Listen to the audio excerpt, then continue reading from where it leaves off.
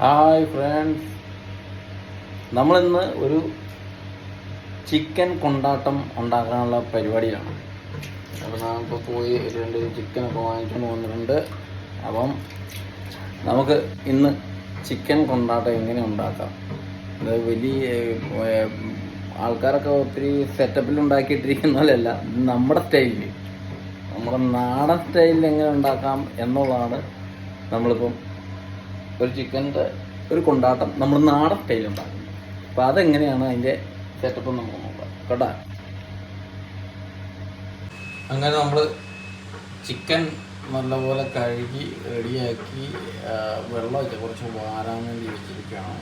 അപ്പോൾ ഇനി നമ്മൾ ഈ സാധനം കുക്കറിലിട്ട് ഒരു മസാലയൊക്കെ ഇട്ട് നമ്മൾ ആ കുക്കറിൽ ഇത് അങ്ങോട്ട് അടിച്ചിട്ട് മൂന്ന് വിസിലൊക്കെ ആകുമ്പം ഒന്നിട്ട് മാറ്റി വെക്കും.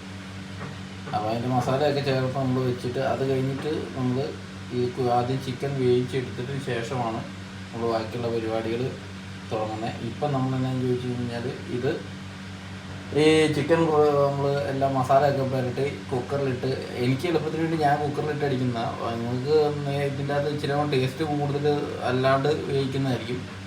അപ്പോൾ ഞാൻ എന്നാന്ന് ചോദിച്ചു കഴിഞ്ഞാൽ ഇപ്പോൾ കുക്കറിലിട്ട് റെഡിയാക്കാൻ പോവുകയാണ് ചിക്കൻ. അത് കഴിഞ്ഞിട്ട് നമുക്ക് ബാക്കിയുള്ള പരിപാടിയിലേക്ക് കിടക്കാം. ഞാനിപ്പോൾ ഇതിൻ്റെ അകത്ത് ചേർത്തിരിക്കുന്നതെന്ന് പറഞ്ഞു കഴിഞ്ഞാൽ കുറച്ച് മുളക് പൊടി, കുറച്ച് മല്ലിപ്പൊടി, കുറച്ച് കുരുമുളക് പൊടി, കുറച്ച് ഒരു അര സ്പൂൺ വെച്ചിട്ട് ഉള്ളിട്ടുള്ളൂ.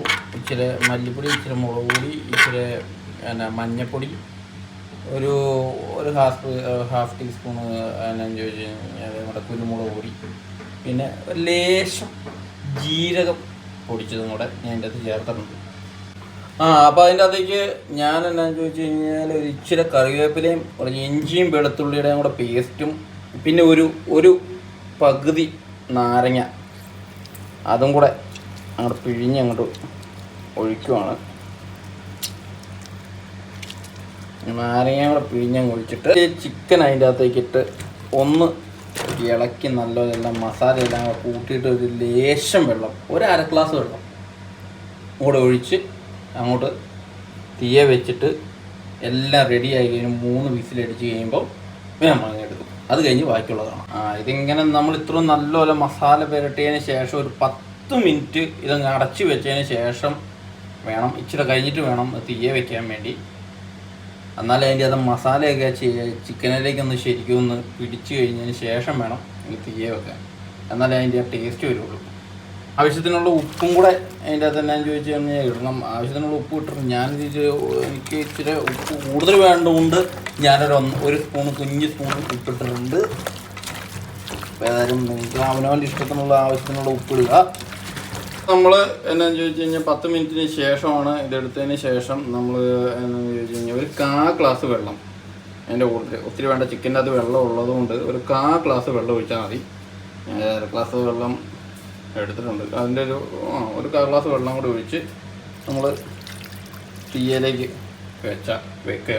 അങ്ങനെ നമ്മൾ ഇത് തീയയിൽ വെച്ചിരിക്കുകയാണ്. ചിക്കൻ എടുത്ത് തീയ വെച്ച് കഴിഞ്ഞ് തിളക്കി വിസിലടിക്കുന്നിടം വരെയും നമ്മൾ വെയിറ്റ് ചെയ്യുകയാണ്.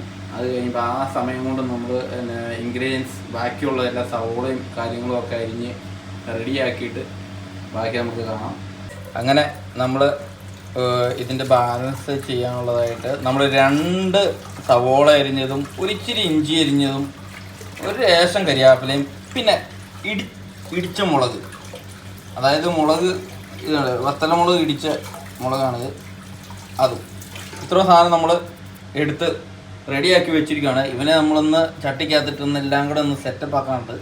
അതിപ്പോൾ നമ്മൾ ഇട്ട് ആദ്യം സവോള ഒന്ന് മൂപ്പിക്കണം. അതിന് ശേഷം ഓരോ സാധനങ്ങൾ റെഡിയാക്കി ഇതിൻ്റെ ഒന്ന് ക്ലിയർ ചെയ്തിട്ട് അടുത്ത് നമുക്ക് കാണാം. അപ്പം നമ്മളങ്ങനെ ഫ്രൈ പാൻ റെഡിയാക്കി, ഫ്രൈ പാൻ വെച്ചിട്ടുണ്ട്. അതിൻ്റെ അകത്തേക്ക് നമ്മൾ കുറച്ച് എണ്ണ ഒഴിച്ചിട്ട് അതിൻ്റെ അകത്ത് നമ്മൾ സവോള ഇടണം. ആദ്യം എണ്ണ ചൂടായിട്ട് ആദ്യം എണ്ണ ഒഴിക്കുന്നില്ല, കുറച്ച് എണ്ണ ഒഴിക്കുന്നുള്ളൂ. കുറച്ച് എണ്ണ ഒഴിച്ചിട്ട് എണ്ണ ഒന്ന് ചൂടായതിന് ശേഷം സവോള അതിൻ്റെ അകത്തേക്ക് ഇട്ട് റെഡിയാക്കാം. അപ്പോൾ നമ്മളങ്ങനെ സവോള ഞങ്ങൾ ഇതിനകത്തേക്ക് ഇട്ടു. ഈ സവോള നല്ലപോലെ മൂത്തൊരു റെഡിഷ് കളറാകുമ്പോൾ, ഒരു ബ്രൗണിഷ് കളറാകുമ്പോൾ, റെഡിഷ് അല്ല ബ്രൗണിഷ് കളറാകുമ്പോൾ നമുക്ക് അതൊന്ന് ബ്രൗണിഷ് കളർ ആകുന്നോളം വരെ ഇത് നമ്മൾ നല്ലപോലെ ഇളക്കി കൊടുക്കുക. എന്നിട്ട് ഒരു ബ്രൗണിഷ് കളർ ആകുന്ന വരും. സവോള ഒന്ന് ചെറുതായിട്ടൊന്ന് വാടി വരുന്ന സമയമാകുമ്പോൾ നമ്മൾ എന്നാന്ന് ചോദിച്ചു കഴിഞ്ഞാൽ ഇതിൻ്റെ അകത്തേക്ക് ഇഞ്ചിയും വെളുത്തുള്ളിയും നമ്മൾ അരിഞ്ഞു വെച്ചിരുന്നു. ഇച്ചിരി കറിവേപ്പിലയും കൂടെ നമ്മൾ ഇതിൻ്റെ കൂടെ ഇട്ട് കൊടുത്തിട്ടുണ്ട്. അതിന് ശേഷം ഇതൊന്ന് നല്ലപോലെ ബ്രൗണിഷ് ആവുന്നോളം വരെ ഒന്ന് ഇളക്കി കൊടുക്കുക. ഏകദേശം ഒരു ബ്രൗണിഷ് കളർ ആകാറായിട്ടുണ്ട്. പക്ഷെ അത് ഞാൻ പറയാൻ മറന്നുപോയൊരു കാര്യമുണ്ട്. നമ്മൾ എന്നാന്ന് വെച്ചാൽ സവോള അരിയുമ്പം നീളത്തിൽ അരിയരുത്. ഇത് സ്ക്വയറായിട്ട് അരിയണം സവോള. എന്നാലും അതിൻ്റെ ആ ഇത് കിട്ടത്തുള്ളൂ, ആ ക്രിസ്പി കിട്ടത്തുള്ളൂ. അതുകൊണ്ട് അത് മറക്കരുത്. നമ്മൾ അരിയുമ്പോൾ സവോള അരിയുമ്പോൾ അത് സ്ക്വയറായിട്ട് അരിയണം. ബ്രൗണിഷ് അപ്പോൾ നമ്മളൊരു നല്ലൊരു ബ്രൗണിഷ് കളറായിട്ടുണ്ട്. അപ്പോൾ അതിൻ്റെ അകത്തേക്ക് നമ്മൾ ആ ഇടിച്ചു വെച്ച ഇടിമുളക് അതും കൂടെ അതിൻ്റെ അകത്തേക്ക് ഇട്ട് കൊടുക്കണം.